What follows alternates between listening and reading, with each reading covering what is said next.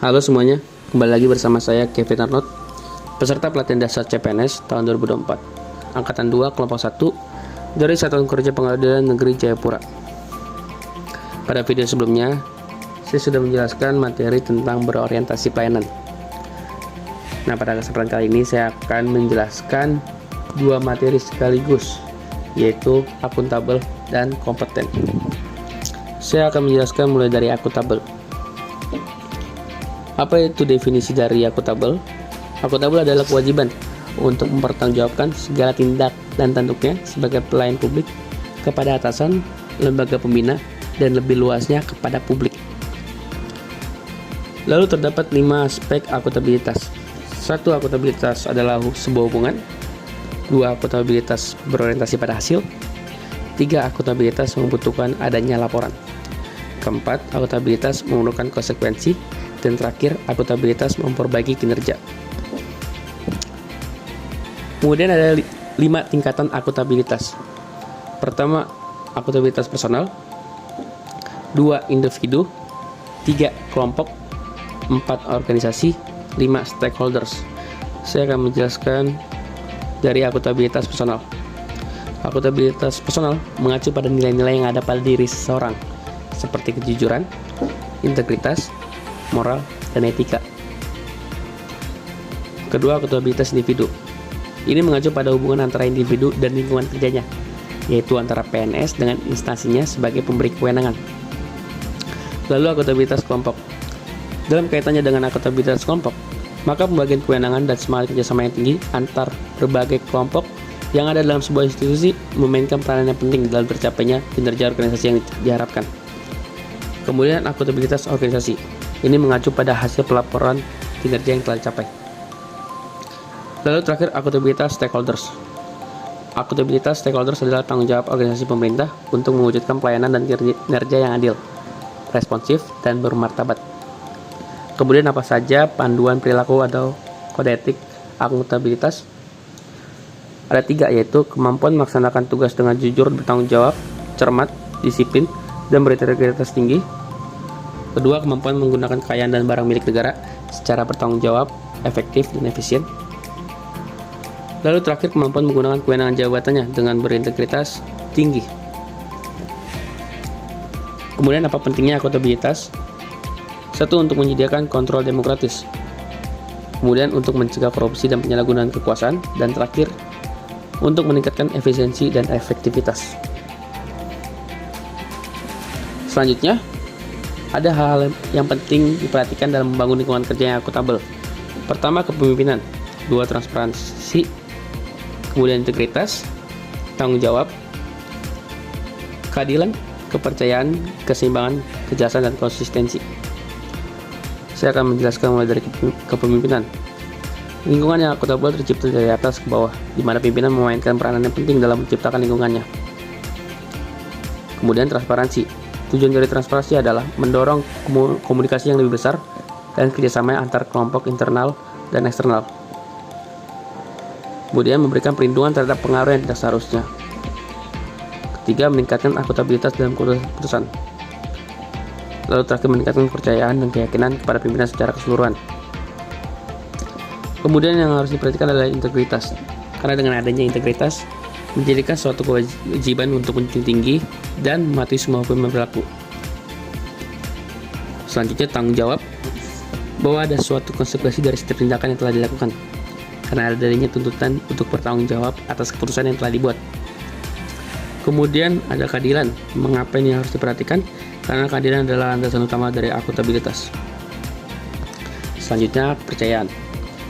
Kepercayaan ini akan melahirkan akuntabilitas. Dengan kata lain, lingkungan akuntabilitas tidak akan lahir dari hal-hal yang tidak dapat dipercaya. Selanjutnya, keseimbangan. Untuk mencapai akuntabilitas dalam lingkungan kerja, maka diperlukan adanya keseimbangan antara akuntabilitas dan kewenangan, serta harapan dan kapasitas. Dan kemudian, kejelasan. Kejelasan juga merupakan salah satu elemen untuk menciptakan dan mempertahankan akuntabilitas. Agar individu atau kelompok dalam melaksanakan kewenangan dan tanggung jawabnya, mereka harus memiliki gambaran yang jelas tentang apa yang menjadi tujuan dan hasil yang diharapkan. Dan terakhir, konsistensi. Mengapa ini harus diperhatikan? Karena konsistensi menjamin stabilitas. Kemudian 5 langkah yang harus dilakukan dalam membuat framework akuntabilitas di lingkungan kerja PNS.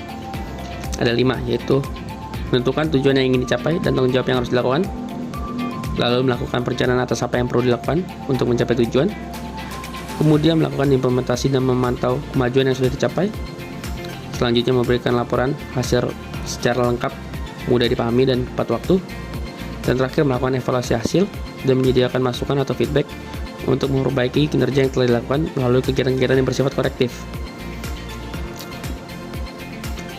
Selanjutnya konflik kepentingan ada 2, yaitu keuangan dan non-keuangan. Lalu bagaimana seorang CPNS atau PNS menghadapi konflik kepentingan? Pertama, yaitu penyusunan kerangka kebijakan. 2, identifikasi situasi konflik kepentingan. 3, penyusunan strategi penanganan konflik kepentingan. Dan terakhir, penyiapan serangan tindakan untuk menangani konflik kepentingan. Namun selain itu, seorang PNS harus memiliki pola pikir anti korupsi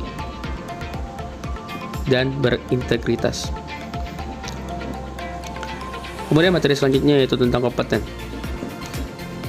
Apa sih definisi dari kompeten? Kompeten adalah perpaduan aspek pengetahuan, keterampilan, dan sikap yang terindikasikan dalam kemampuan dan perilaku seseorang sesuai tuntutan pekerjaan. Dalam konteks ASN, kompetensi adalah deskripsi pengetahuan, keterampilan, dan perilaku dalam melaksanakan tugas jabatan. Ada 3 kompetensi ASN. 1, kompetensi teknis, 2, manajerial, 3, sosio-kultural. Kompetensi teknis diukur dari tingkat dan spesialisasi pendidikan, pelatihan teknis fungsional, dan pengalaman bekerja secara teknis. Kemudian manajerial diukur dari tingkat pendidikan, pelatihan struktural atau manajemen, dan pengalaman kepemimpinan. Dan terakhir, sosiokultural diukur dari pengalaman kerja berkaitan dengan masyarakat majemuk dalam hal agama, suku, dan budaya sehingga memiliki wawasan kebangsaan. Kemudian apa prinsip pengelolaan ASN? Pengelolaan ASN menggunakan sistem merit, harus memenuhi kesesuaian kualifikasi, kompetensi, dan kinerja serta tidak ada perlakuan diskriminatif. Kemudian terdapat 2 pendekatan pengembangan untuk peningkatan kompetensi. Ada 2, yaitu 1, klasikal, 2, non-klasikal. Klasikal, pembelajaran tatap muka, sedangkan non-klasikal, e-learning, job enrichment, job enlargement, termasuk coaching dan mentoring. Kemudian apa saja panduan atau perilaku kode etik kompeten? Pertama, meningkatkan kompetensi diri. 2, membantu orang lain. 3, melaksanakan tugas terbaik. Saya akan menjelaskan dari meningkatkan kompetensi diri. Ini seperti merubah mindset diri, aktif meningkatkan kompetensi dengan keniscayaan, merespon tantangan lingkungan yang selalu berubah, terus mengembangkan mandiri secara pedagogik atau berbasis sumber pembelajaran utama dari internet. 3, memanfaatkan sumber keahlian pakar. Kemudian saya akan menjelaskan mengenai membantu orang lain belajar, seperti aktif dalam pasar pengetahuan, memanfaatkan dokumen kerja seperti laporan kerja, materi presentasi, dan artikel untuk dipelajari.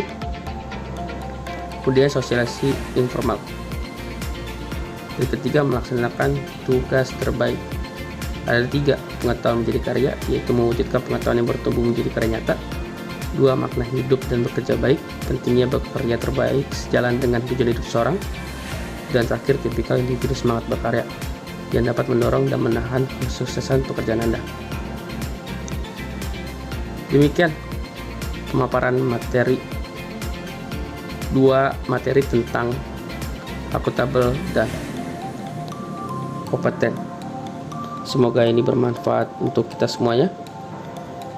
Sampai ketemu lagi di video-video selanjutnya tentang core value ASN berakhlak.